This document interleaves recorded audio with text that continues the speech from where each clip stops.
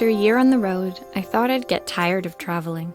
The endless clatter of railways, highways, and everything in between. But as my train pulled into the station at Bellariva, I felt every bit as excited as the first day of my journey. A whole year.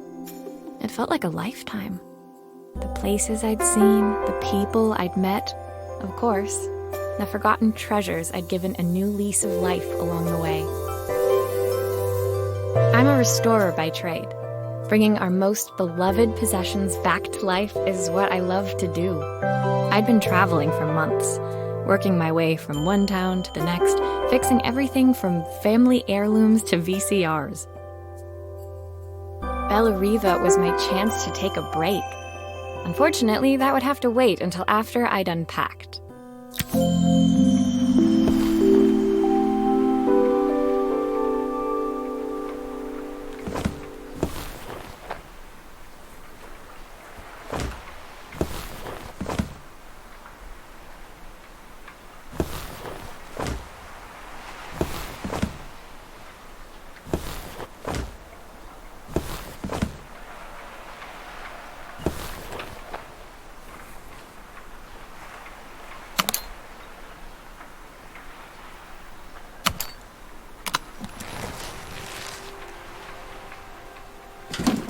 The tools of my trade. No hope of restoring things without these. My parents took this after I made my first repair. Seems like a lifetime ago.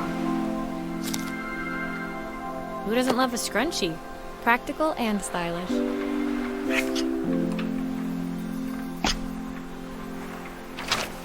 I'll hand these out once I'm settled in. Fingers crossed they get me some work.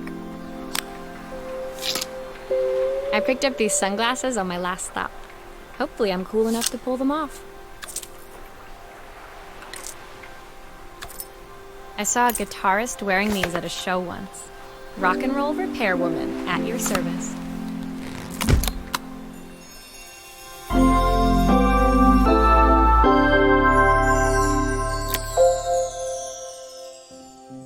Finally, I'd made it to Bellariva. I'd come for the food festival, taking place in a few days' time. After living off TV dinners and instant ramen for the last few months, I was craving a decent meal. Of course, I'd need to earn enough money to pay for it, so I figured I'd head out the next day and find some work. My parents never wanted me to go. They wanted me to stay in their shop and have a simple, stationary life. I knew there was a world out there, beyond the four walls of our antique store, that I had to be a part of. I daydreamed constantly about the weird and wonderful places each of our antiques came from. I loved figuring out their stories, revealing the memories hidden beneath the screws and wires. My story in Bellariva began with a little girl, and a voice she was longing to hear.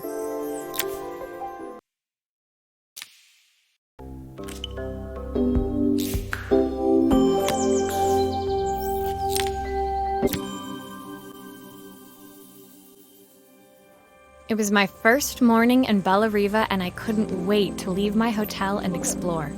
It was a quiet town, its streets and alleyways basking peacefully in the hot morning sun. In the main square, meanwhile, preparations were underway for the festival in a few days' time. As I handed out my flyers, I wondered what the people of Bellariva would need me to fix. So far, everything here seemed perfect. I was starting to worry I'd made a mistake when I felt someone tapping me on the back. Hi, I'm Izzy. Do you know how to fix things? It was a little girl, maybe 7 years old, who must have gotten hold of one of my flyers. She rummaged around in her backpack until she hauled out a battered red cassette deck. My tape is broken and I can't make it work anymore. I tried to fix it myself, but there's this metal thing in the way. Can you try?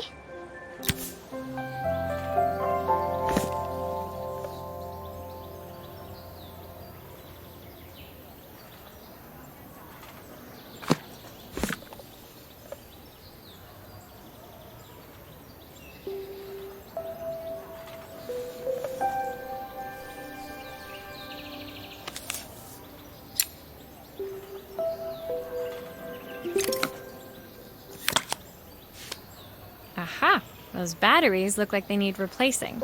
Luckily, I have some spares.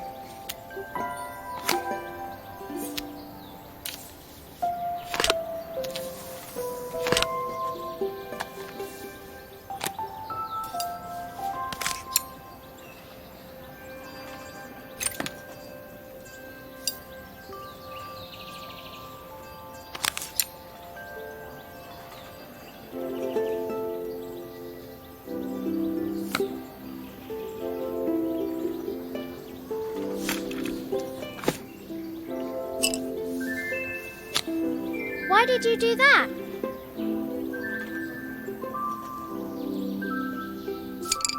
How did you do that? I didn't see.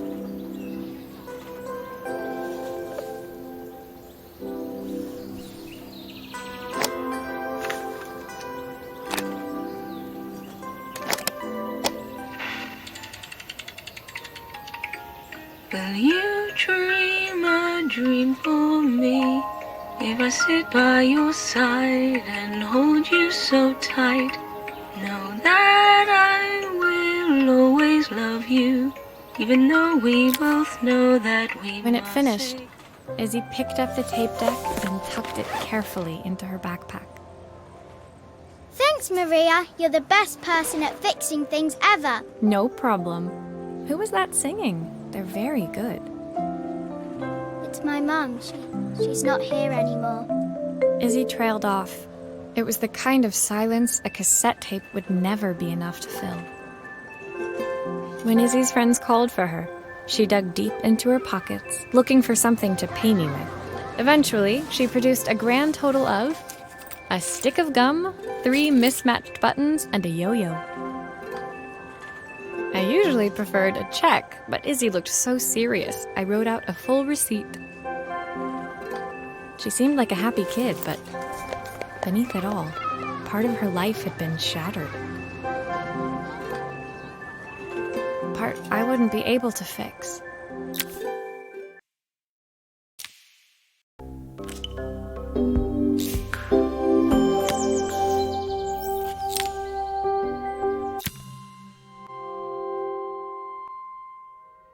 My first repair complete, I spent the rest of the day doing small jobs in and around the square. I was exhausted when I got back to my hotel and found a message asking me to make one more visit. The address led me to a quaint little house, a stone's throw from the beach. Bathed in the evening light, it looked beautiful, in spite of its flaking paintwork and chipped tiles. The front door was opened by a harried-looking man, still dressed from a long day at the office. Are you Maria? My name's Joseph. I'm Isabel's father. I'm so sorry she bothered you this morning. Please, come in. I'd like to settle up properly. On the mantelpiece, I saw the remains of a broken statue. Without thinking, I picked up a fragment. Ah, my father's statue. What's left of it, at least. Yet another way I'd have disappointed him. It survived 100 years in this family. But 5 minutes with Isabel and... Do you think you can salvage it?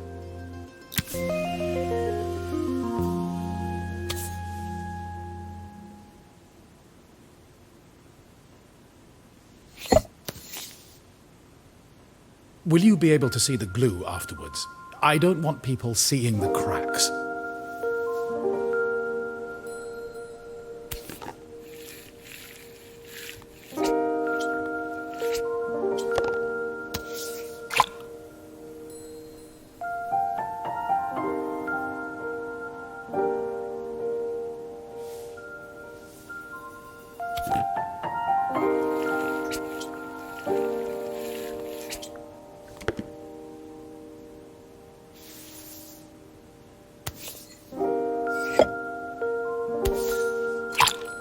Sometimes I think my daughter should come with a warning label.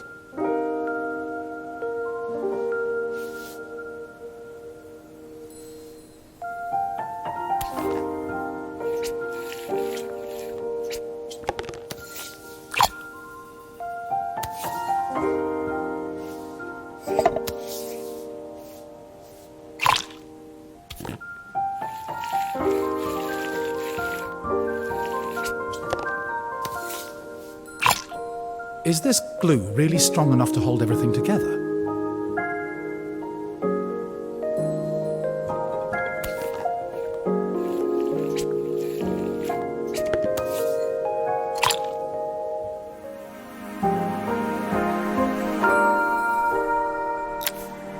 Thank you, Maria. It looks as perfect as it ever did. My father wanted me to make something of myself. He didn't have time for anything less. As Joseph put the statue back on the shelf, it nudged against the family portrait stood proudly next to it. So he was Bellariva's mayor. And that was Izzy's mom. They must both miss her so much. Sorry, I'm a little tired. I've been working late getting things sorted for the festival. There's only a few days to go. Looks like I'll be working late. Again? When I told my parents I wanted to leave, they always found an excuse to be busy, to avoid talking about it. I guess keeping themselves occupied was their way of pretending it wasn't happening. Joseph's work must have been taking up so much of his time. But maybe that was what he wanted. I just hoped he was finding enough time for Izzy, too.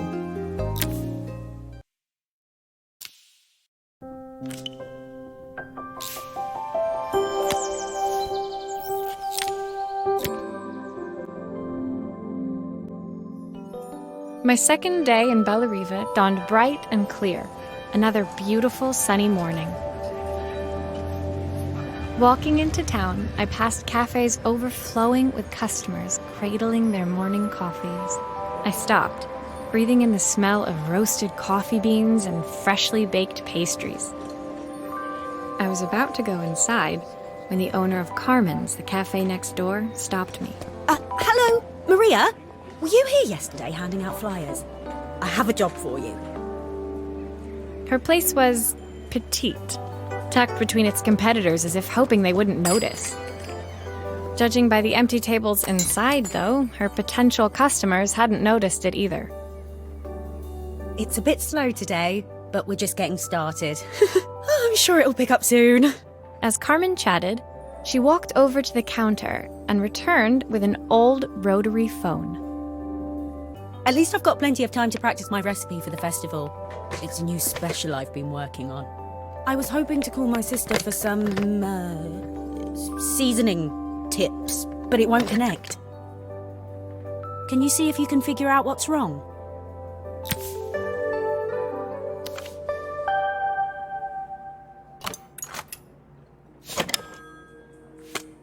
You can fix it, can't you? I can't afford to replace it.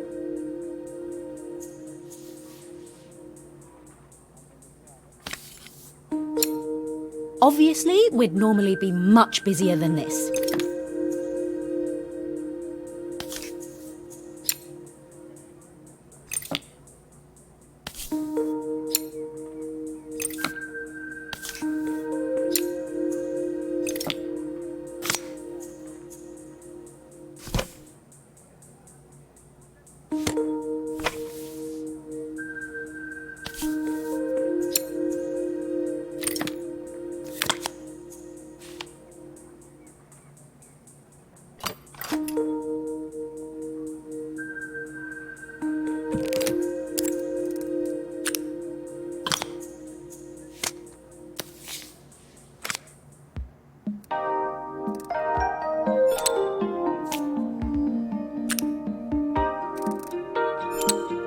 Looks like this new circuit board is all hooked up.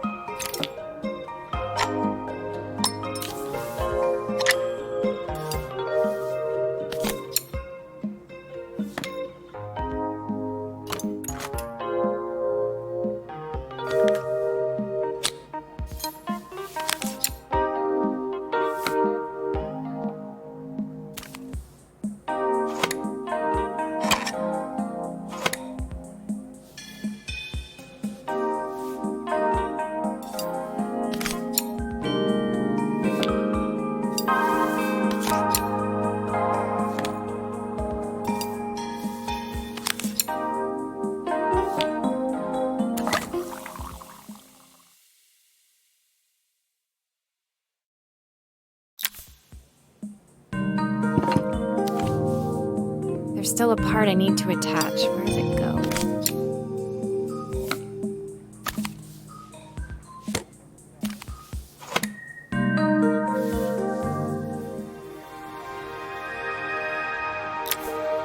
When I handed the phone back to Carmen, she seemed almost reluctant to take it from me. So it's all working now, is it? I don't have to leave it to dry or let it cool down? Nope, it's ready to go. It'll be ringing off the hook in no time. That's if I can pay my phone bill, anyway. And the rent, and the suppliers. Anyway, take a seat and I'll be right with you. Your coffee's on the house. I sat at one of the empty tables, while at the counter, Carmen had started dialing the phone. Hello! How's my favourite sister doing today? As she talked, Carmen became more and more tense. This didn't seem like a call for some cooking advice.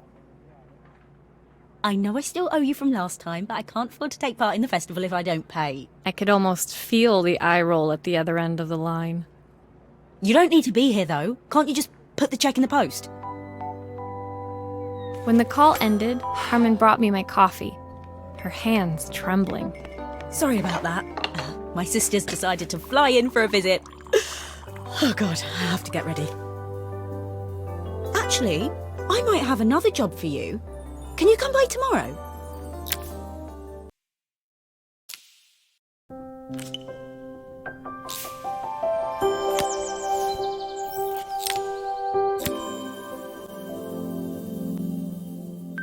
The next day, I'd promised Carmen I'd return to help her get the cafe ready for her sister's arrival. I was about to set out when I received an unexpected call from my hotel's reception desk. Apparently, another guest had asked for me by name. Curious, I took the creaking elevator up to the top floor and made my way to the room number they'd given. I knocked. Are you here about the camera? It's about time. The woman in front of me was immaculate. Not a hair out of place or a crease to be seen. My sister tells me you know how to fix things. I'd usually go to an expert, of course, but in this town... So this was Carmen's sister? The two of them couldn't have been more different. Inside her room, I saw a beautiful reflex camera, any professional photographer's dream.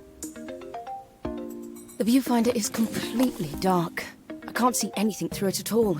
I assume you can figure out what's wrong?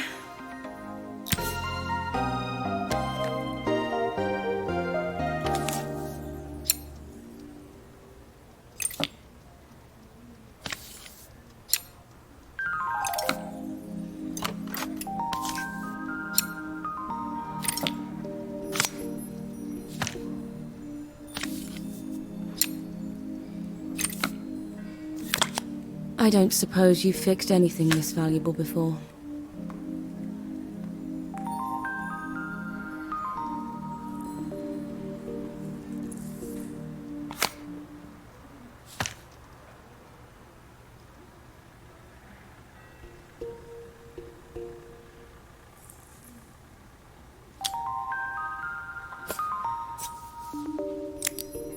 If I used the screwdriver, I could adjust the angle of the mirror.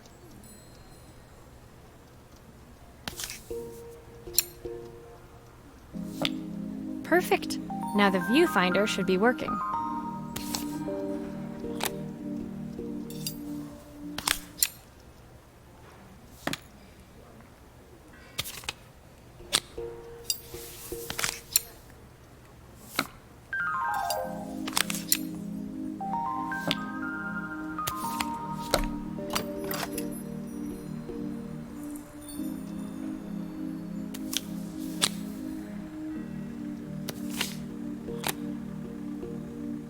Those screws still need to be put back.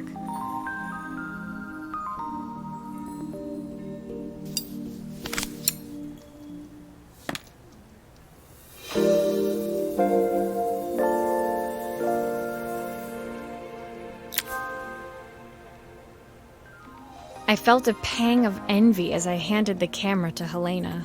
I put my disposable to shame. I picked it up on my first trip to Paris. It's a 1958 limited edition, the first of its kind. It cost me 3 months' salary, but it was worth it. I had no idea what 3 months' salary meant to Helena, but I was pretty sure it was more than I could afford. It was strange, really, that we were even staying in the same hotel. I'd picked this place because it was cheap and cheerful, but surely she could afford somewhere better? She took some test shots, fiddling with the camera settings until she was absolutely satisfied. This work is immaculate. At least there's one person in this town who knows what they're doing. Sending you to me might be the first thing Carmen's actually gotten right. I wondered why Helena had bothered coming if she thought so little of her sister. I hear nothing from her for weeks, and then when she finally does call me, all she wants is money. If she thinks I'm lending her another penny, she'll have to convince me it's not a total waste of time. That didn't sound good. If Hurricane Helena was about to hit, I hoped Carmen was ready.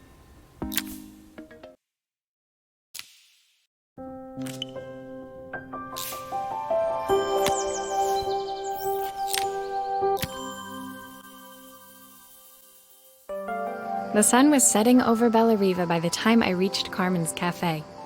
From the outside, it looked as quiet as ever, but inside, I found Carmen cleaning like her life depended on it. Maria! Oh, don't mind all of this. If Helena finds one speck of dust in here, I'll never hear the end of it. Carmen seemed pleased to see me, but I sensed the fidgeting tension beneath each sweep of her mop. Trying to live up to the standards of someone like Helena seemed like an impossible task. I hope you didn't mind fixing the camera for her. She was furious when it broke. I really need this to go well. If she doesn't lend me the money, I don't know how long I can keep this place going.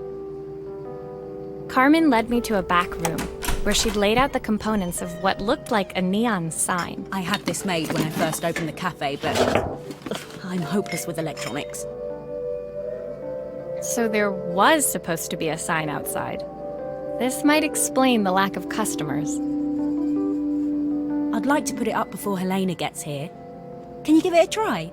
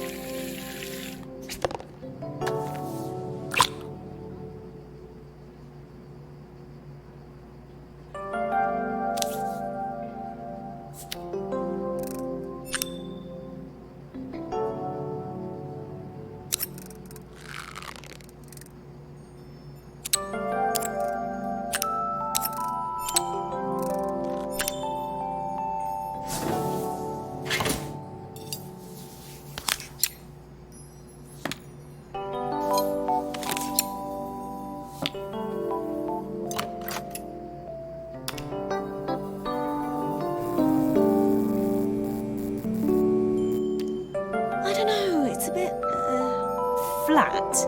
Maybe if it flashes, it'll really catch people's eye. Great idea. I think I have a spare part that could do that.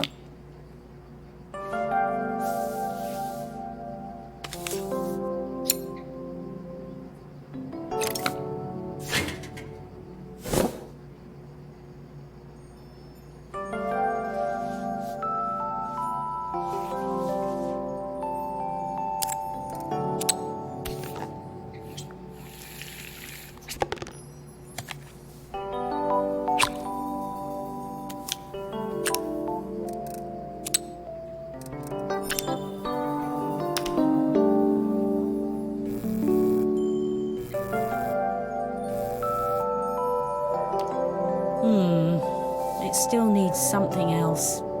Maybe we can add one of these.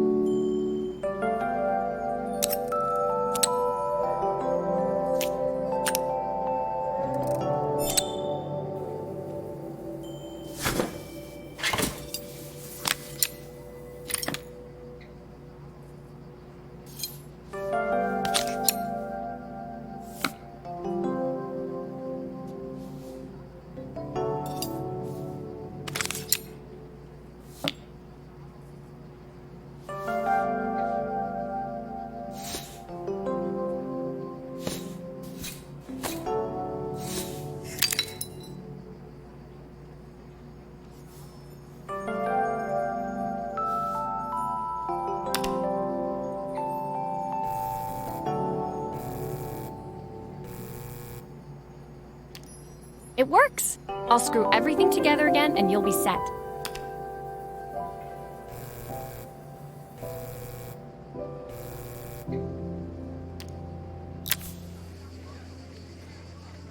The sign fixed, we headed outside and mounted it carefully over the cafe door. Oh, that's perfect, Maria. It looks just how I imagined it. When I had this sign made, it all seemed so simple. Oh, I can't believe I might have to give it all up. I hope I've done enough. The smile froze on her face as she spotted something over my shoulder. I turned to see. Of course, my sister owns the only cafe in this entire town that isn't actually open. For better or worse, Helena had arrived. Carmen opened her mouth to explain, but Helena swept indifferently past her. Finally pausing in the doorway, she turned back towards Carmen. The first thing we're doing is getting rid of that hideous sign. And with that, she disappeared inside. I hoped Carmen's chances of saving the cafe hadn't disappeared with her.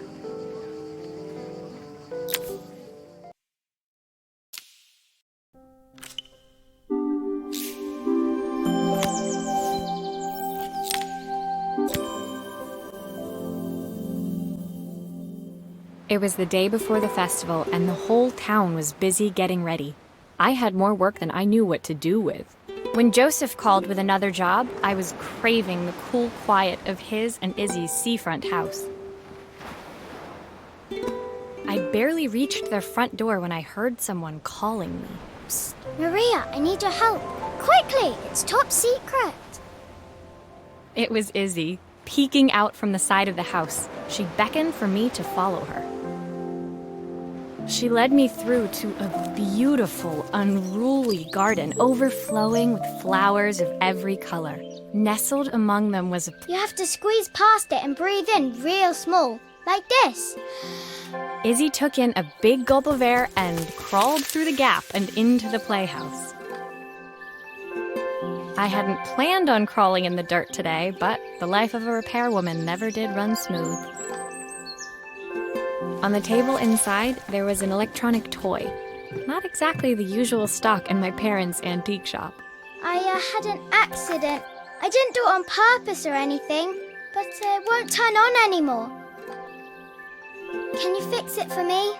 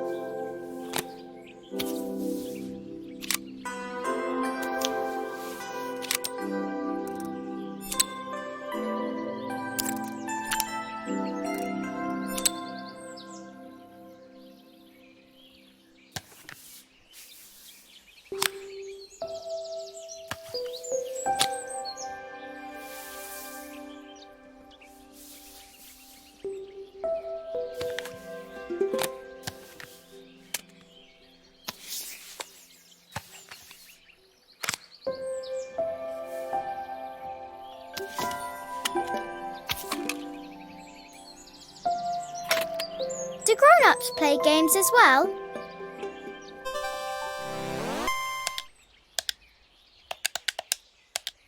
Can you show me how to play? I tried before, but it was so hard.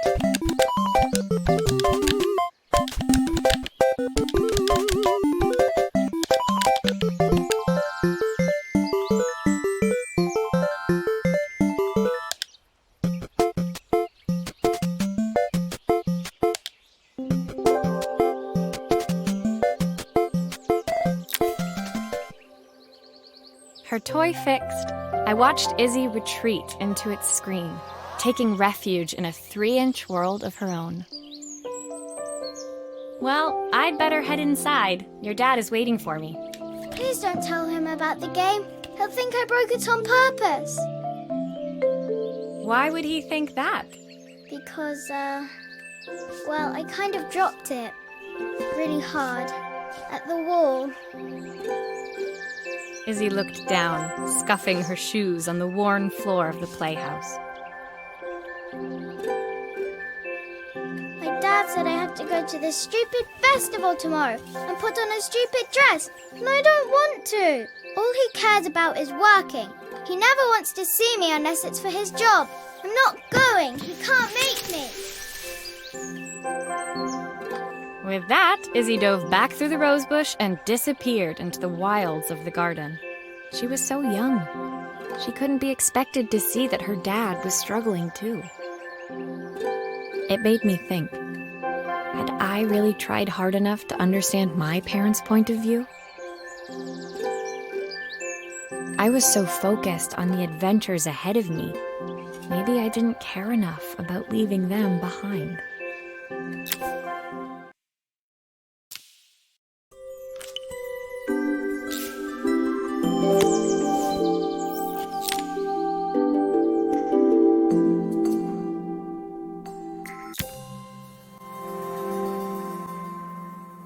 Leaving Izzy hiding in the garden, I walked around to the front of the house and rang the doorbell. It was only then I noticed my favorite overalls covered in grass stains. I scrubbed desperately, but it was too late. Maria, what are you doing? What happened to your clothes? I was, repairing a lawnmower. How unusual. Well, do come in. The job I've got for you is a little more delicate. Totally embarrassed, I walked into an orderly room filled with papers and ledgers. So this was his office. You must be so busy getting ready for the festival. Are you looking forward to it? Of course. It's traditional for the mayor to judge food from every cafe and restaurant in town. I'll be declaring the best chef in Bellariva by this time tomorrow. Speaking of which... He unclipped the watch from his wrist and very carefully handed it to me. I'll have a tight schedule to follow, but my watch stopped working a while ago. Could you see if you can make it tick again?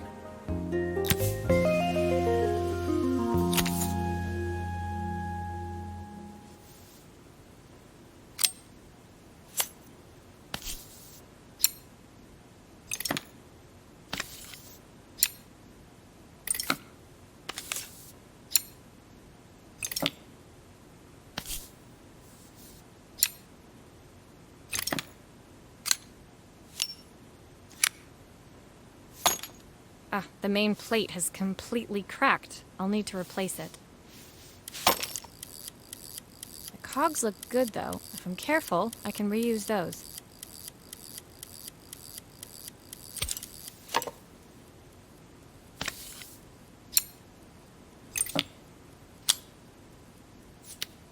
Are you sure it will all fit back together?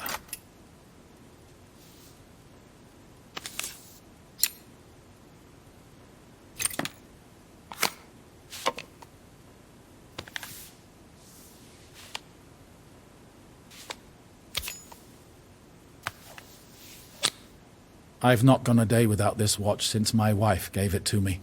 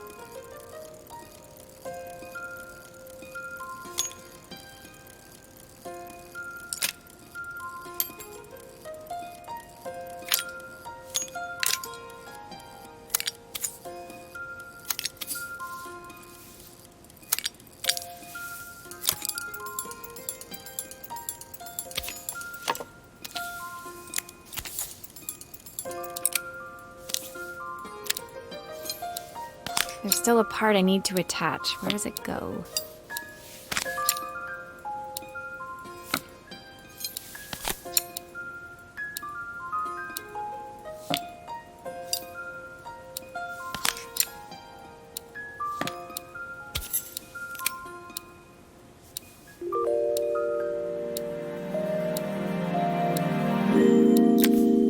As I handed the watch back to Joseph, my fingers traced over the engraving on the back. I hoped fixing this was one small way I could help him move forward. I can't believe it's working, Maria. Thank you. My wife was a brilliant woman. Feeling this ticking on my wrist, it makes me feel like she's still here. Watches measure minutes and hours like they're infinite. I didn't know we had so little time. Even with Isabel, I barely see her. And when I do, she acts like she hates me. Just then, the phone rang. Even when he was at home, his work was never done. Sorry, Maria. I have to take this. I'll see you at the festival tomorrow. As I left, I turned and saw him pacing the floor of his office, his watch glinting in the afternoon sun. I hoped its quiet ticking would at least bring him some peace during the busy days to come.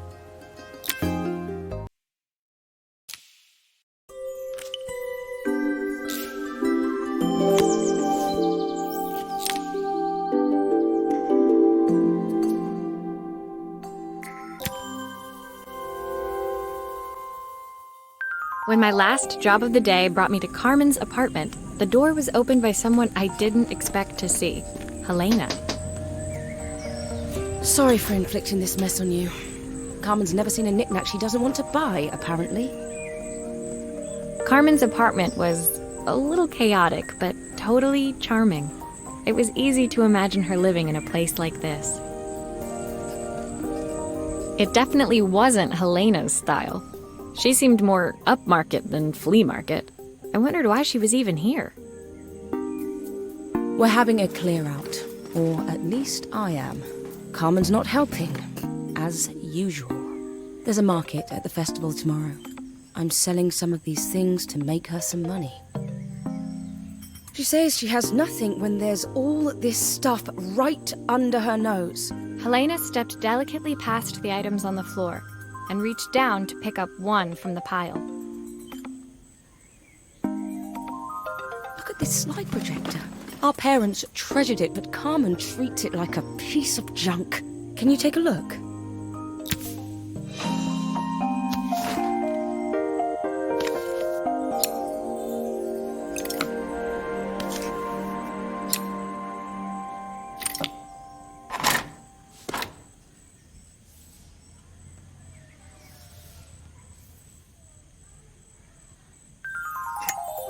That light bulb is completely smashed. Okay, I'll need to redirect the light to the lens at the top for the projector to work.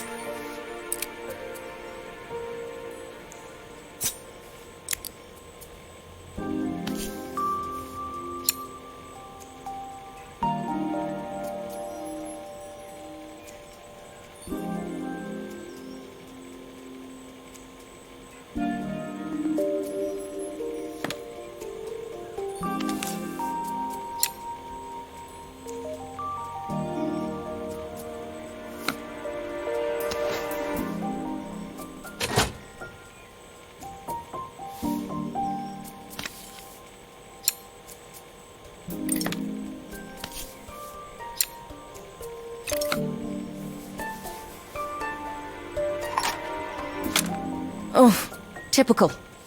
Carmen's even managed to get a slide stuck in here.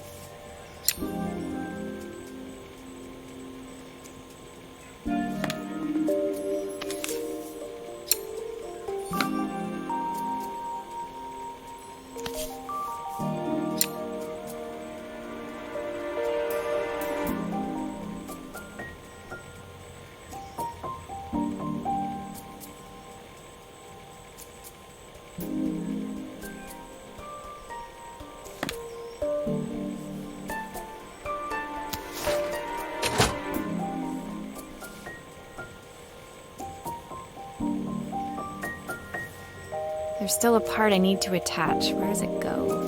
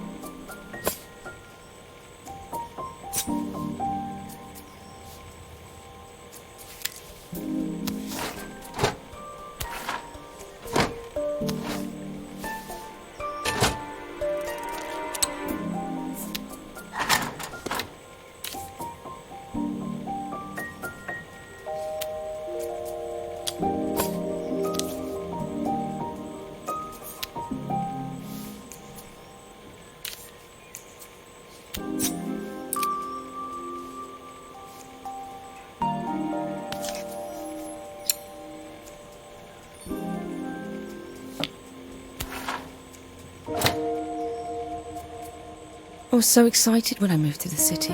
Carmen, she looks so sad.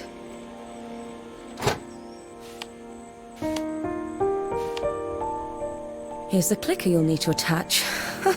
God knows how Carmen broke that as well.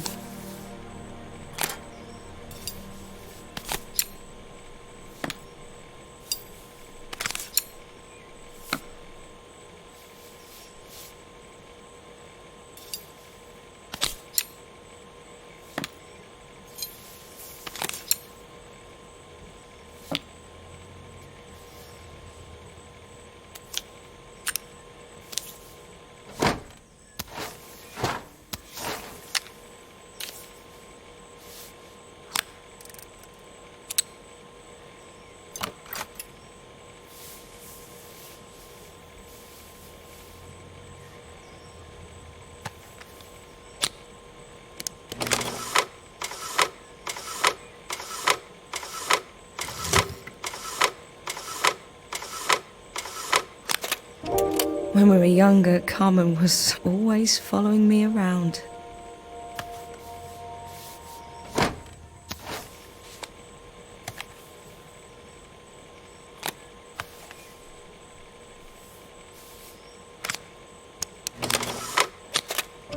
I suppose she looked up to me. A cool older sister.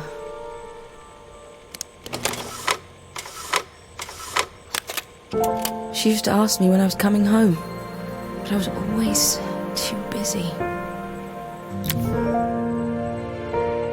Helena was transfixed, staring at the two young sisters the projector had brought glaringly into focus. I never meant to let her down. But you haven't, have you? You came all this way just to help with the cafe. Plus the money. That's the problem. There is no money. I lost my job a few months ago. My savings are almost gone. I have nothing. Carmen thinks I'll throw my checkbook at her bad decisions and make them okay. But I can't. Not this time. You know, the funny thing is, I came here wanting to tell her the truth. But she's so infuriating. How can I ask her for help when all she cares about is herself? Helena fell silent, shrinking under the gaze of her younger self, projected onto the wall. We drifted so far apart when I moved away. It felt like the only thing keeping us together was my bank balance. I know I have to tell her the truth. It isn't fair. But I already lost everything else. What if I lose her too?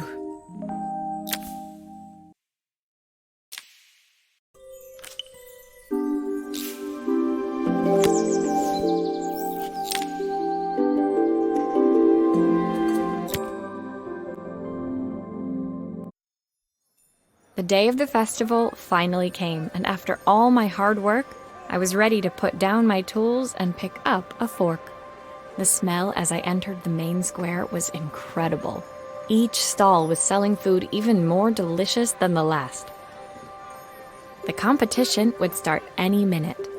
Most stall holders were waiting anxiously for the mayor to pay them a visit. All of them, that was, except Carmen, who was still frantically chopping vegetables and stirring pots. Maria! Thank God you're here. Can I ask you the world's biggest favour? Helena was supposed to help me run the stall today, but she never turned up. Probably too ashamed to show her face. I can't believe she lied to me. Carmen was stirring so furiously she was in danger of tipping the pot over altogether. The mayor will be here any minute for the judging, but I'm almost out of my special. She wasn't really going to ask me, was she? Not on my day off. I have a stove ready to build and everything. Can you set it up and make me a spare batch?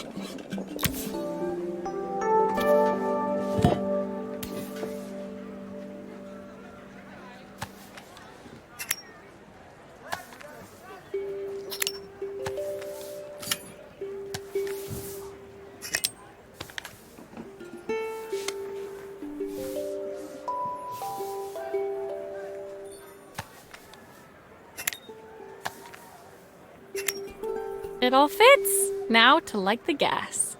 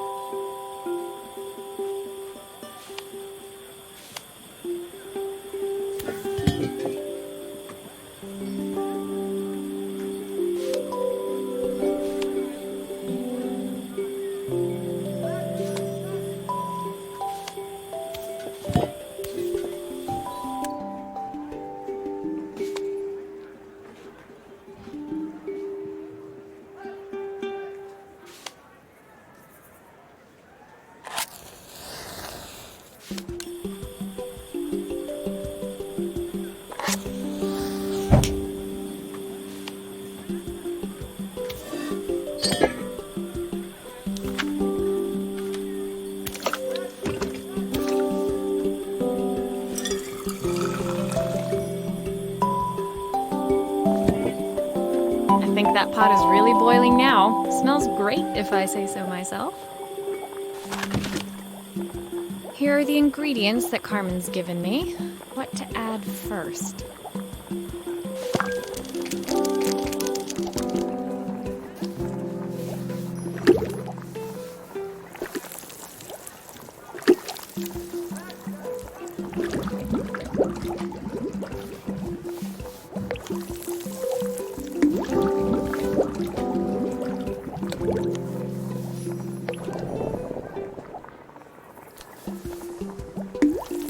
That looks good. I'll scoop a spoonful when I'm ready to serve.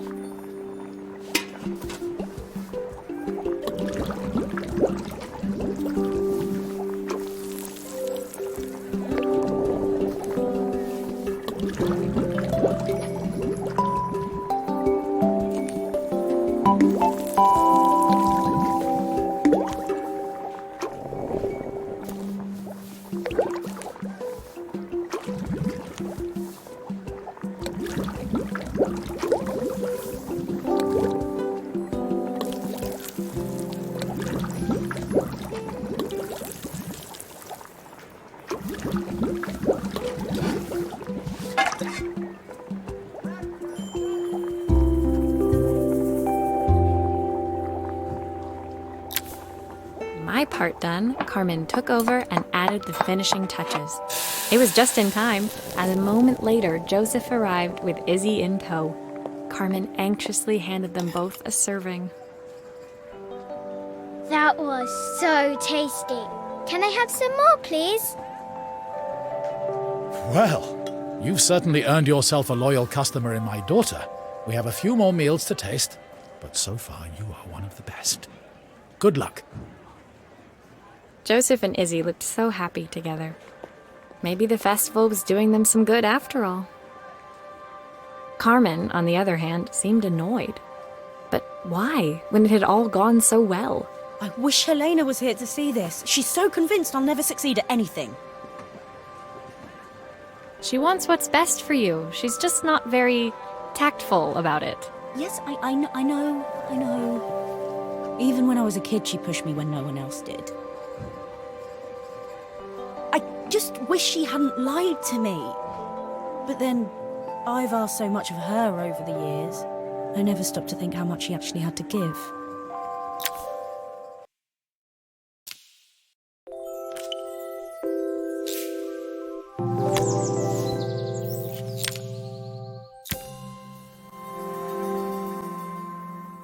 The festival finished.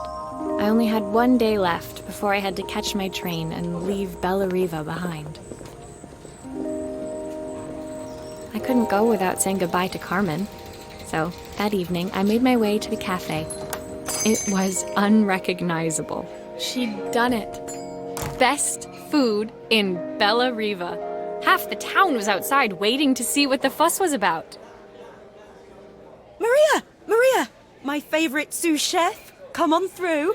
It was Carmen, acting every inch the successful cafe owner she deserved to be. Even Helena was there, serving the coffees. This was the last place I expected to see her after yesterday's drama. Carmen led me through to a balcony upstairs, where she brought out an old record player. I found out where Helena was on the day of the festival. She was selling her camera to clear the cafe's debts. But then she didn't have much left for herself. So, I've asked her to come and stay with me for a while. We have a lot of catching up to do. I wanted to give her this, to cheer her up. We listened to it all the time when we were kids. Do you think it has one last tune in it?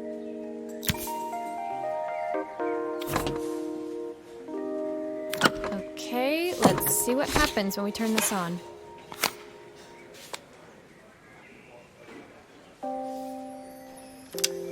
The speaker isn't connected properly. I should check the wiring.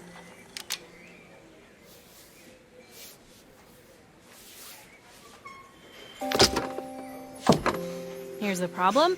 This wiring isn't connected properly.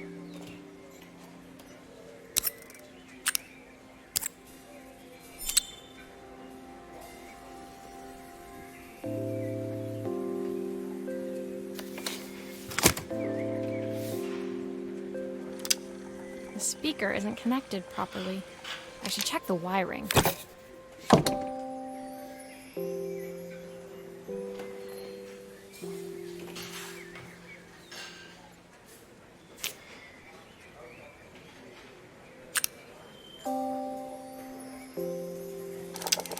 The speaker isn't connected properly. I should check the wiring.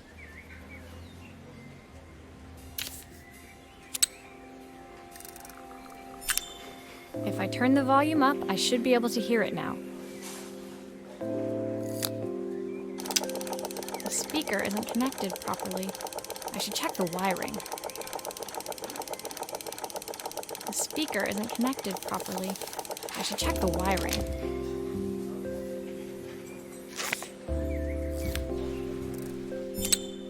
I think that should do it. This record should play beautifully.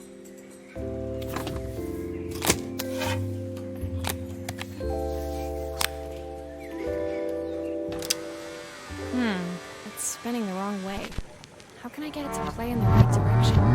The best way to do it. Let's see if one of these spheres can turn things.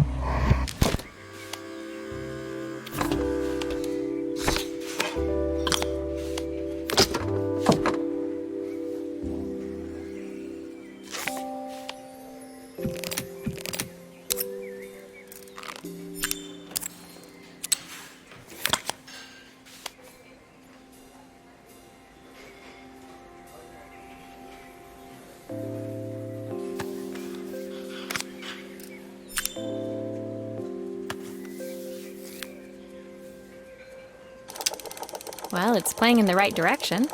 I should check it's turning at the correct speed.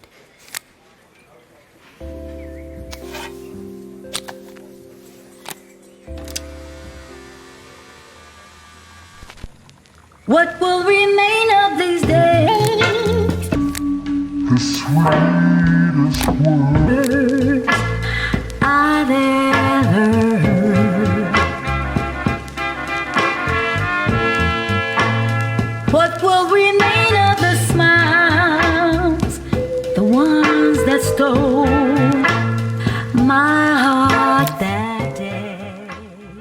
The record player's crackling tune must have caught Helena's ear, as she appeared a few moments later. Is that my old record player? I can't believe you've kept it all these years, Carmen. Leaning over the music, they looked just like the young sisters the slide projector had preserved all these years, inseparable once again. Carmen told me about your camera. That was a really generous thing to do. I loved that camera, but I love my sister more. Now it's her time to be the person she wants to be. I'm going to stay here with her for a while. Make up for lost time. Carmen and Helena's relationship wasn't suddenly going to be perfect, but they were both prepared to try. And to think, it had all started because of a call Carmen made about some seasoning tips. I guess in the end, maybe it wasn't so hard to just pick up the phone and dial. I hadn't spoken to my own parents in a year. I wanted to hear their voices more than anything. But the silence between us was so cavernous. I didn't know how I'd ever find the words to bridge it.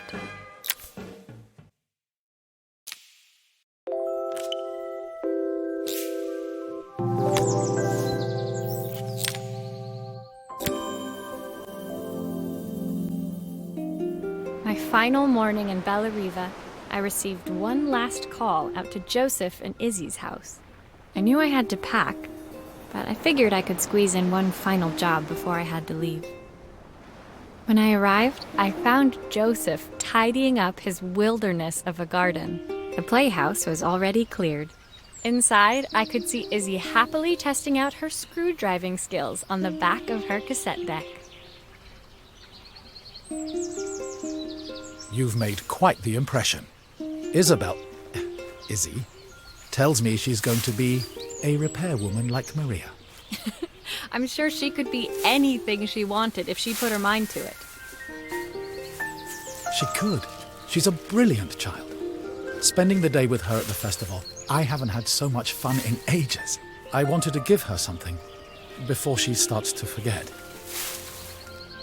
Inside, the house was transformed, flooded with light and the sounds of the garden. It felt alive again. This would be my last repair in Bella Riva, but it felt like it was the house that had really been restored. It's a music box. It used to play beautifully, but now when I wind it up, nothing happens. I'd love for Izzy to hear it sing again. Can you help?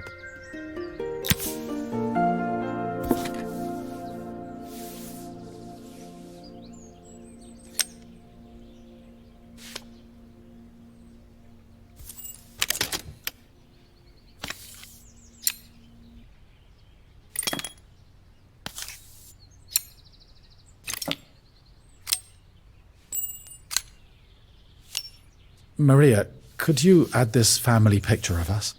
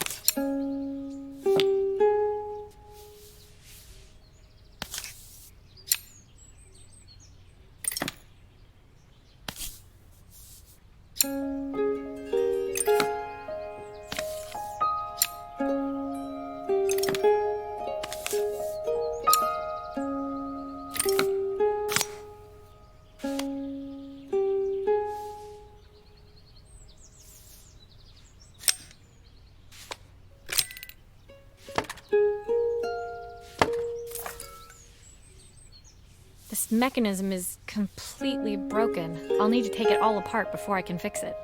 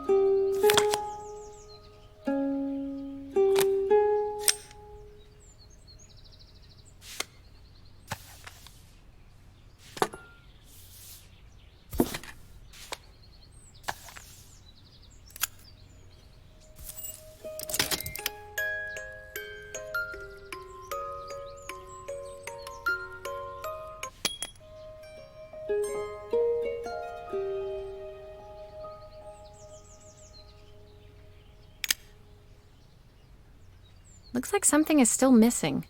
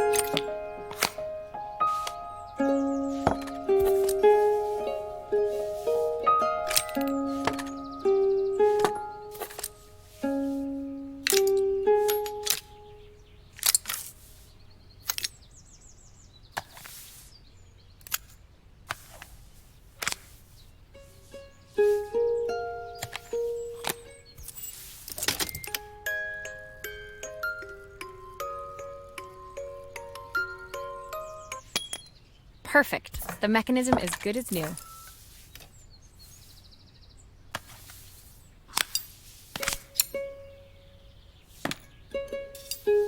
Still a few parts missing.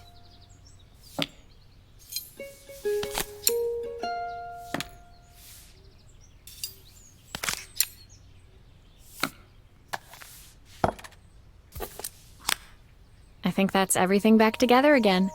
I should play it to make sure. My wife used to sing this song to Izzy each night before bed, but I always worked too late to join them. Will you dream a dream for me? If I sit by your side and hold you so. I've missed so much already. I want to be the father my wife wanted me to be. I've ended up so much like my own father, working all the time. Izzy needs me more than that, especially now it's just the two of us. My daughter comes first. Well, until she gets bored of her stuffy old dad anyway.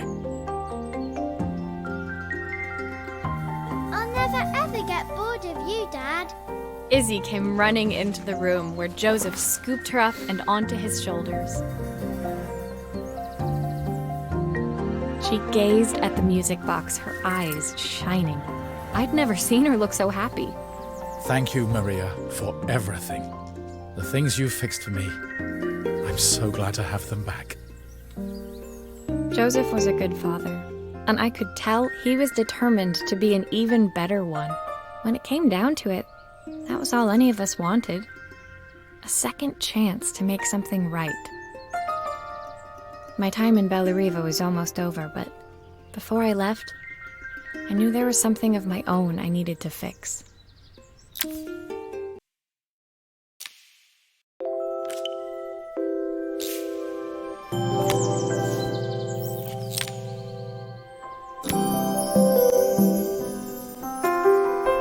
My time in Bellariva was almost at an end. Another chapter finished in a story whose ending I hadn't felt ready to write. The people I'd met, the items I'd restored, they'd taught me so much about what was really important. Pulling out my suitcase from beneath the bed, I remembered the day I stole it from my parents' shop, the day I left. Afterwards, I was too ashamed to call them, to apologize. It was a guilt I'd been carrying around every day since. As I packed, I knew that it was up to me to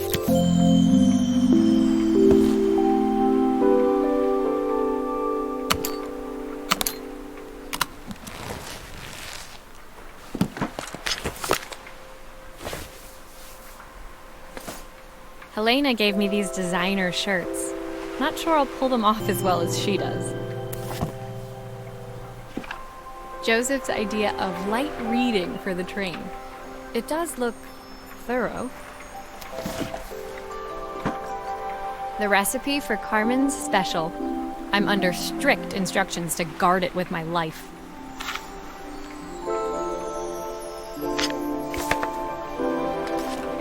My train ticket.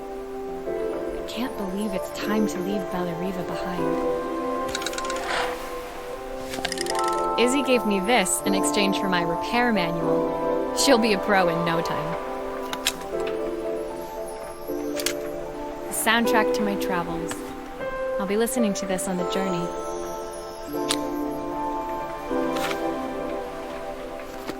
My parents would love Bellariva. Maybe I can convince them to make the trip. My suitcase was full, but it was my heart that felt heavy as I made my way to the station. I was sorry to be leaving Bellariva behind, but I hoped that in my own small way I'd made a difference.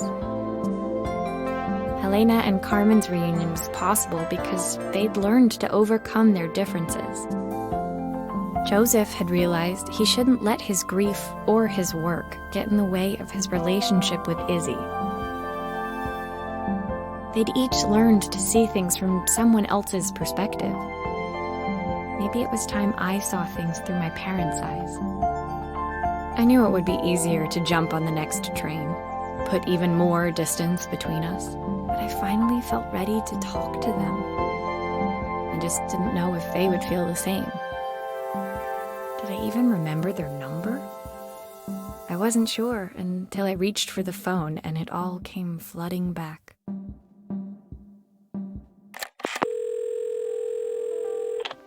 Mom? Dad? Maria?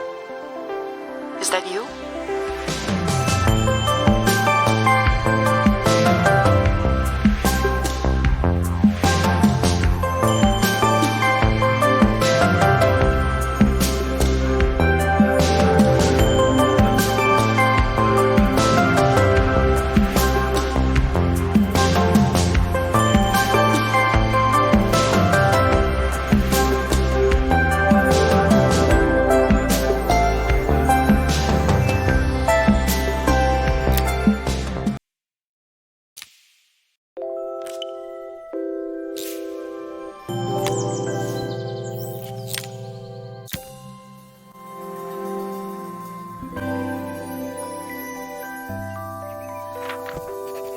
Dear Maria, Carmen here. Sorry I haven't written. The cafe's been absolutely manic since you left. Luckily, I have Helena here to help. You wouldn't recognise her. She's like a new woman. She's always running round, taking orders and making drinks. I even heard her compliment a customer on their outfit. Personally, I draw the line at fluorescent green bowling shirts, but each to their own. It certainly made the customer smile. She misses the city, though. Bellariva's many things, but it's definitely not as chic as she'd like. She said there was a coffee shop near her old apartment where they made coffee with a shape drawn on top. It got me thinking, I'm an award-winning chef. I can figure out how to put a leaf on a cappuccino. A bit of cosmopolitan coffee might be just what Helena needs. Of course, ordering a new coffee machine was the easy part. I wish you could have seen the mess I got into trying to put the thing together.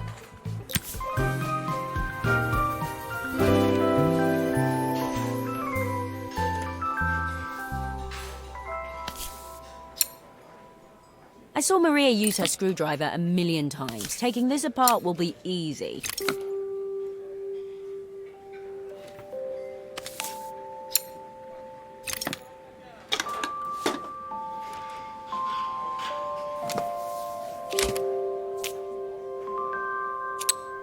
Maybe I should focus on the pipes first. They look easy.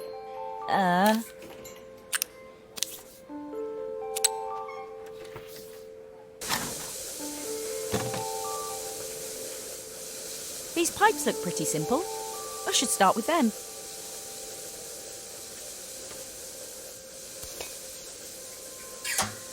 I'll need to connect all the pipes correctly to stop the steam pouring out. How can there be so much steam? Ugh, I'm getting soaked!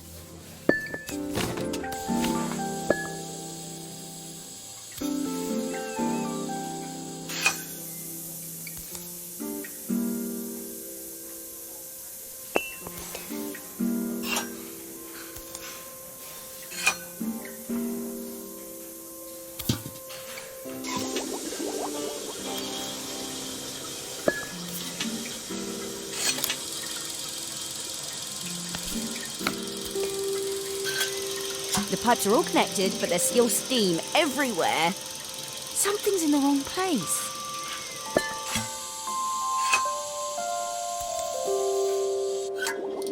Finally, no more steam.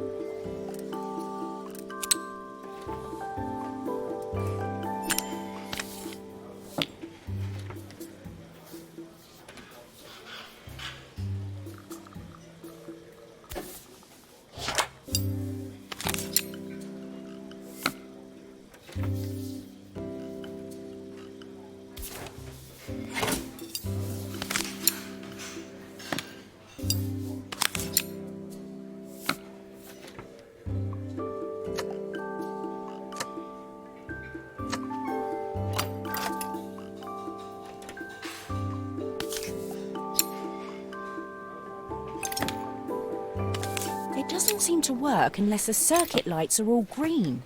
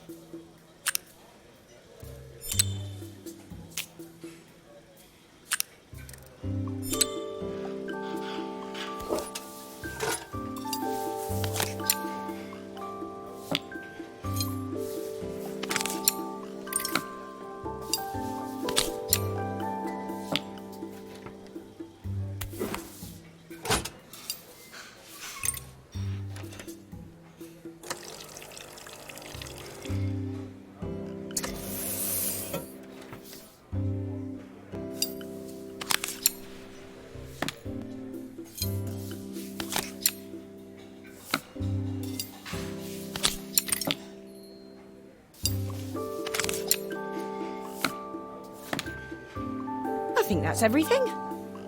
Better test the buttons, just to make sure.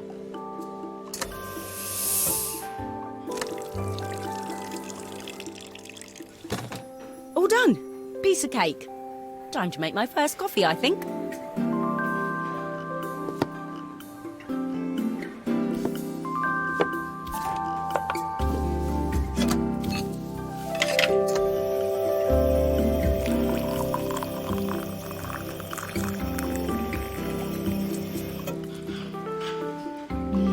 Smells delicious.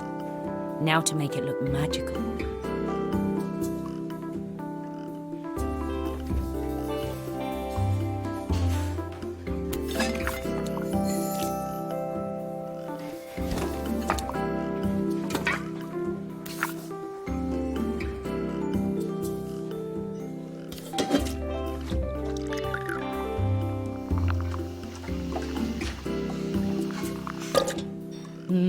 A perfect coffee.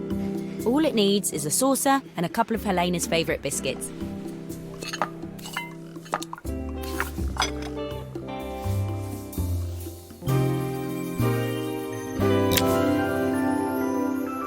I was feeling more has-been than coffee queen by the time I'd made a drink fit for human consumption.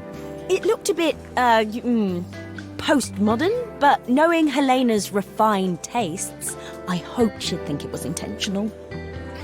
Always the connoisseur, she didn't even bother to look at it at first. She was so busy wafting it under her nose. Steamed up her glasses, of course. How was she going to see my work of art through an eye full of fog? When she finally spotted it, though, she was totally impressed. I'll admit, she spent several minutes trying to figure out exactly what it was I'd drawn. She decided it was probably a horse. Well, what she doesn't know won't hurt her. She was impressed enough to ask for another one. I guess I'll need to get some practice in. The whole thing was such hard work, Maria. I never realised how difficult it was, all that mechanical stuff. It made me realise how much I have to thank you for, so I wanted to say that now. Better latte than never. Hoping you're well. Your friend, Carmen.